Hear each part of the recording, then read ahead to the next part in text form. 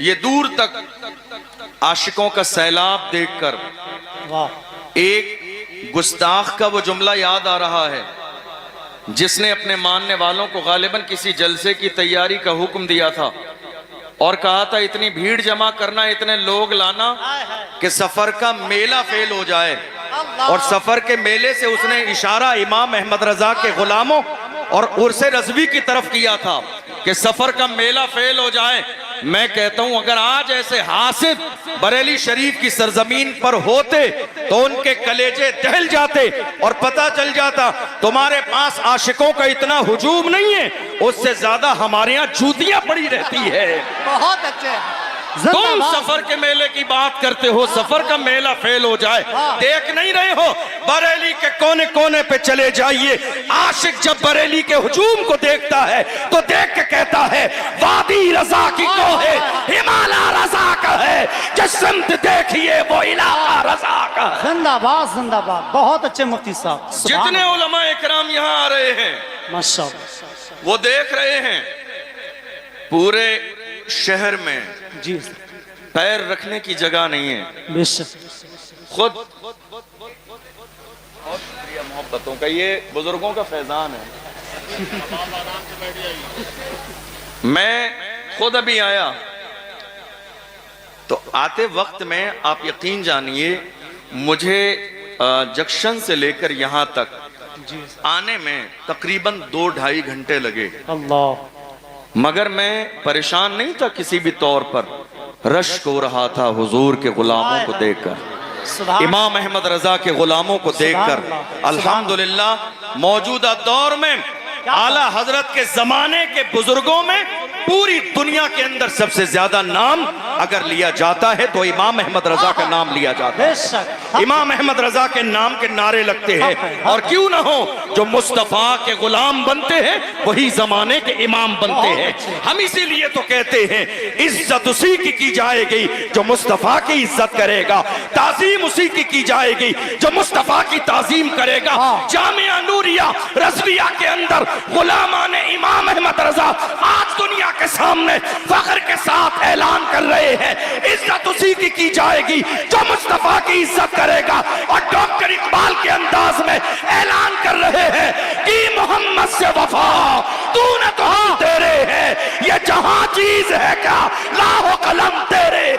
नारे तकबीर, नारे रिसालत, उर्से रज़वी, जश्न दस्तारे फसीलत व इफ्तार।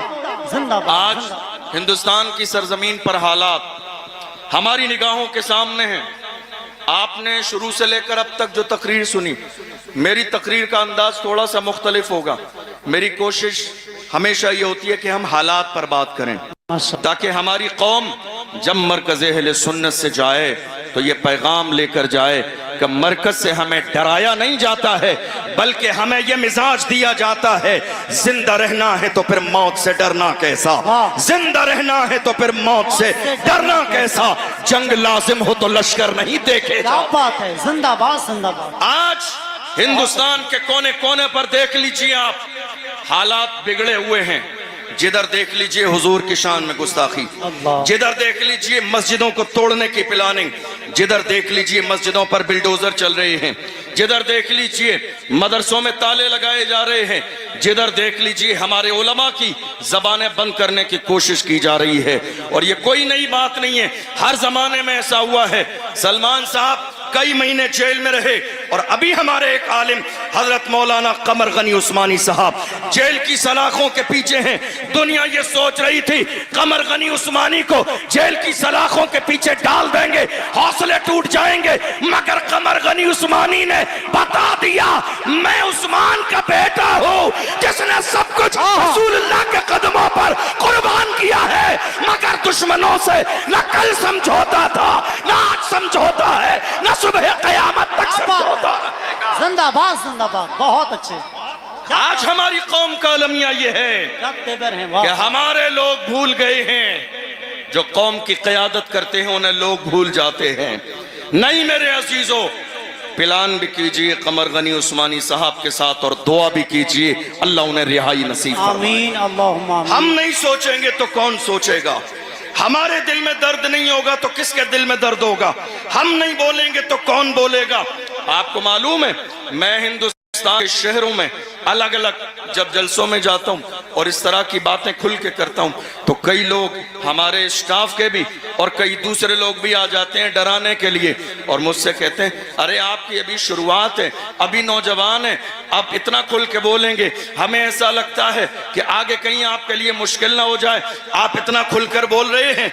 आखिर आपके पीछे कोई बहुत मजबूत बैकग्राउंड है जिसकी बुनियाद पर आप दबते नहीं हैं, खुल के बोलते हैं। मैं ऐसे लोगों को बड़े प्यार से कहता हूं, अगर मेरे बैकग्राउंड की बात सुनना चाहते हो, तफसील बता दूंगा तो कलेजे दहल जाएंगे। आप मुझसे कह रहे हैं दबते नहीं है, अरे सुनो, क्या दबे जिस पे हिमायत कहो, पंजा तेरा शेर को खतरे में लाता नहीं कुत्ता तेरा। नारे तकबीर, इश्क मोहब्बत, इश्क मोहब्बत। जामिया रज़विया बाकरगंज बरेली शरीफ। वाह वाह वाह। आज हालात ऐसे हैं, मुल्क के कोने कोने में खौफ फैलाने की कोशिश की जा रही है। हमारे जवानों के सीने में खौफ पैदा कर दिया गया।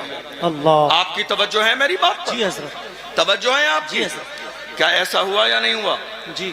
क्या खौफ नहीं फैलाया गया? क्या आज खौफ नहीं है लोगों में? है।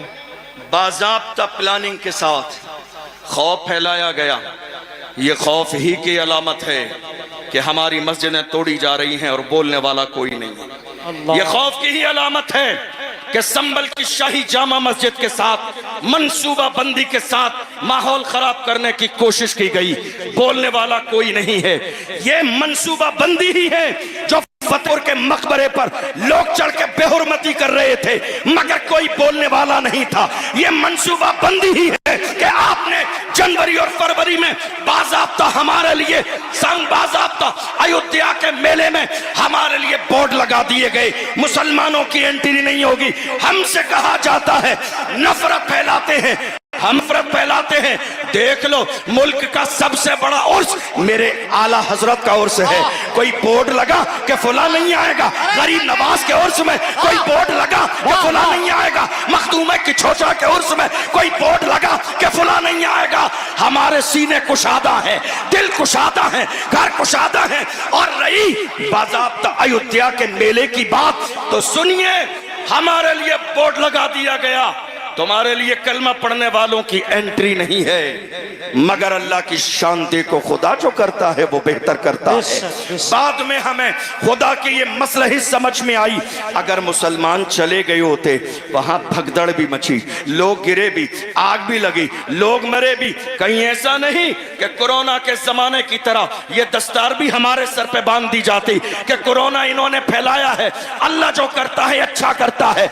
हमारे नाम का बोर्ड लगा दिया गया, एंट्री नहीं होगी, मगर जमाने ने देखा जब मची भगदड़, लोग मरने लगे, तो यही कलमा पढ़ने वाले मुसलमान थे जिन्होंने दिल के दरवाजे भी खोले, मस्जिदों के दरवाजे खोले, घर के दरवाजे खोले और कहा खाना तुम्हारे लिए, पानी तुम्हारे लिए, बाथरूम तुम्हारे लिए, बिस्तर तुम्हारे लिए, चैन तुम्हारे लिए, सुकून तुम्हारे लिए। तब जाके उन दुश्मनों ने कहा हमने तुम्हें आने न दिया मगर तुमने बिस्तर लगा दिए। तो मुसलमानों ने कहा वो तुम्हारा किरदार था, ये मोहम्मद अरबी के गुलामों का किरदार। बहुत अच्छे, जिंदाबाद जिंदाबाद। सुभान तुम्हारा किरदार था, ये मोहम्मद अरबी के गुलामों का किरदार है। फिर भी हमसे ये गिला है कि वफादार नहीं, क्या कहने हैं, वाह। फिर भी हमसे ये गिला है कि वफादार नहीं। अरे हम वफादार नहीं, तू भी तो दिलदार नहीं। जिंदाबाद, क्या बात। आज वाह वाह। मुल्क के हालात दिन ब दिन खराब क्यों हो रहे हैं? आपने कभी गौर किया?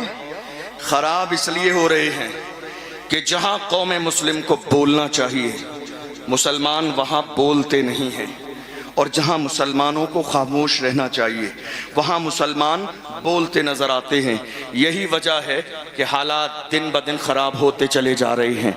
मैं बस अपनी कौम से इतना कहता हूँ, ये खामोश मिजाजी तुम्हें जीने नहीं क्या बात देगी, ये खामोश मिजाजी तुम्हें जीने नहीं देगी। इस दौर में जीना है तो कोहराम मचाओ, इंतजार किस दिन का है, कोई सलाहुद्दीन अय्यूबी अब नहीं आएगा। मौजूदा दौर का सलाहुद्दीन अय्यूबी हमें बनना है, मौजूदा दौर का टीपू सुल्तान हमें बनना है, मौजूदा दौर का मोहम्मद बिन कासिम हमें बनना है।